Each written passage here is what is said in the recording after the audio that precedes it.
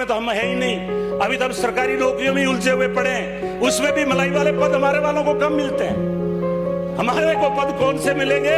सभापति पद वो मिलेंगे जो लूखे सूखे हैं। इसलिए मैं ज्यादा उस गहराई में नहीं जाना चाहता। अगर पिछली सरकार में देखेंगे तो कोई ढंग का कैबिनेट मंत्री भी एससी का नहीं मिलेगा, तो हम तो आपके ऊपर आधारित रहते हैं। इसलिए मैं आपसे आग्रह करना चाहता हूं, और यदि हमारा कोई तेज तर्राट आदमी बोल गया तो टिकट की गड़बड़ हो जाएगी, टिकट कट जाएगी उसकी। इसलिए पिछली बार कुछ लोग बीजेपी में बोले, डांगाबाज कांड हुआ, एक एमएलए चली गई, थोड़े दिनों बाद मैंने पढ़ा कि कोटा में पुलिस के द्वारा पिटाई हो रही है, उसके ऊपर मुकदमा उल्टा हो रहा है। तो मैं कहना यह चाहता हूं आपसे कि आज हमें यह विचार विमर्श करना पड़ेगा, क्योंकि सामने बैठे हैं वो भी बुद्धिजीवी हैं, शासन चला चुके हैं, सारी बात अच्छी तरह से जानते हैं। लेकिन हमारी एक पीड़ा है, हम आर्थिक कमजोर रहने को तैयार हैं, हम झोपड़ी में रहने को तैयार हैं। हमने मोमबत्ती देख करके उसको रात को उजाला करके पढ़ाई की, एमए की, सामाजिक हॉस्टलों में रहे, हमें कोई दर्द नहीं, हमें लुखी सूखी रोटी मिली। आज भी हमारा बच्चा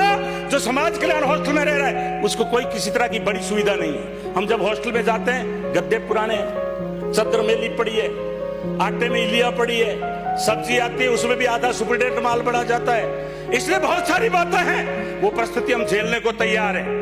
पानी एक समय था कि 2-2 किलोमीटर से लाके पीते थे, लेकिन आज मैं कहना चाहता हूं सभापति महोदय कि अगर हम 200 आदमी ये सोच लें कि हमारे देश में समानता हो, जाति के नाम पे किसी को अपमानित ना किया जाता हो, जाति के नाम पर कहीं ऊपर से पानी नहीं पिलाया जाता हो। जब मैं नोखा में गया, सभापति महोदय, मेरे से जो पहले एमएलए थे उनको खाने के बर्तन साथ में रखने पड़ते थे, उनको पानी का लोटा साथ में रखना पड़ता था।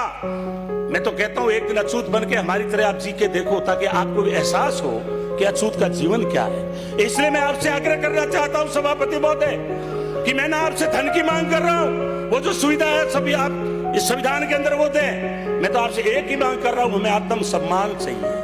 आप जाति के नाम पर हमें नीचा मत समझिए, इससे ये आपके भी देश में कलंक लगा हुआ है। अगर इस कलंक को जल्दी से जल्दी जितना मिटाओगे उतना ही आप विश्व में जो है बराबर का दर्जा प्राप्त करेंगे, क्योंकि आज आप विश्व शक्ति कहलाते हो, आप विश्व गुरु कहलाते हो। बड़ी बड़ी हम बात करते हैं, लेकिन डॉक्टर ने कहा था और उससे पहले अपने गुरु ने कहा था कि शिक्षा के बगैर कुछ भी नहीं है, शिक्षा एक शेरनी का दूध है। आज आईएएस बने बैठे हैं, आज सभापति महोदय आप बैठे हैं, हमारे प्रतिपक्ष के नेता बैठे हैं। अगर हम एजुकेटेड नहीं होते, हम किताबें नहीं पढ़ते, हमें ज्ञान प्राप्त नहीं होता। इसलिए हम अंधविश्वास की तरफ बदले जाइए। आज पूरे देश का पिछले 5 साल में माहौल खराब है, जाति और धर्म के नाम पे लोगों को मारा जा रहा है, जगह जगह दंगे करवाए जा रहे हैं। आखिर ये कौन करवा रहा है? क्या कोई विदेशी ताकत है यहाँ पे? क्या यहाँ कोई पाकिस्तान का इन्वॉल्वमेंट है या कोई दूसरे चाइना का इन्वॉल्वमेंट है?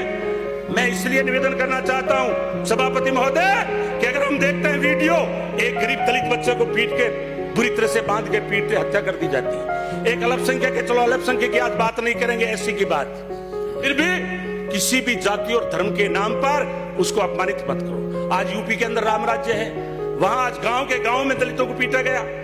इसलिए मैं आग्रह करता हूं कि जो भी अपराध करेगा वो दबंग जाति का होगा, 2 मिनट में, और दबंग जाति का नेता ही यहाँ पावरफुल होगा, तो फिर आखिर उस अपराधी को कौन पकड़ेगा?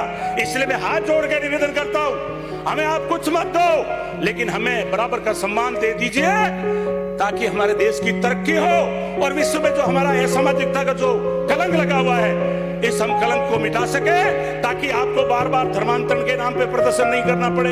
एक आदमी की क्या औकात कि ईसाई धर्म के नाम पे वो धर्मांतरण करा रहा है? देश हमारा है, हम लोग देश के हैं। इसलिए आप यहाँ, चूंकि आपको मीडिया में खबर बना दी, उसकी बजाय एक प्रभावशाली आदमी अगर उस गरीब को इज्जत देगा, वो आदमी धर्म में परिवर्तन नहीं करेगा। मैं एक उदाहरण देके बैठूंगा, मेरे एक बेगवाल अलादीन बन गए, मुसलमान धर्म परिवर्तन कर लिया। मैं गया, मेरे मामा लगता था, मैंने कहा मामा, छगना राम नाम था, थोड़े दिन पहले की बात है, कोई 10-20 साल पहले। मैंने कहा आप अलादीन कैसे बने?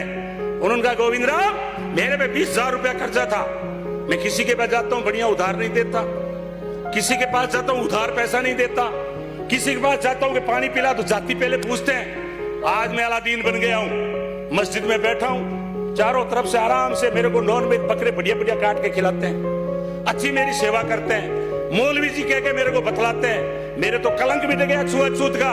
इसलिए मैं निवेदन करना चाहता हूं कि गरीब आदमी, गरीब जातियां हम गरीबी से पीड़ित नहीं है, लेकिन आप जो अपमान करते हो, छुआछूत करते हो गांव में, हम उससे पीड़ित हैं। मैं ये नहीं कहता कि जो माननीय सदस्य बैठे आपकी भावना गलत है, लेकिन अभी तक आपका प्रचार का मुद्दा होना चाहिए गांव में कि मेरे सवर्ण जात के भाइयों, ये दलित हमारा भाई है, इसने कभी देश के प्रति विद्रोह नहीं किया, कभी भूखा रहा तो विद्रोह नहीं किया।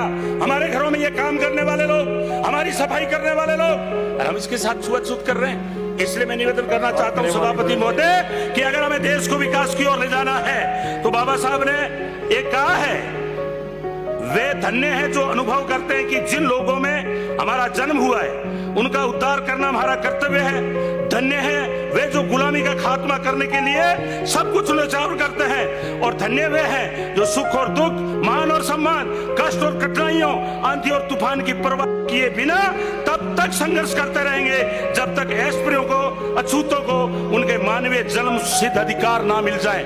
आपने समय दिया, इसी के साथ धन्यवाद, बहुत बहुत धन्यवाद। बलवान पुनिया।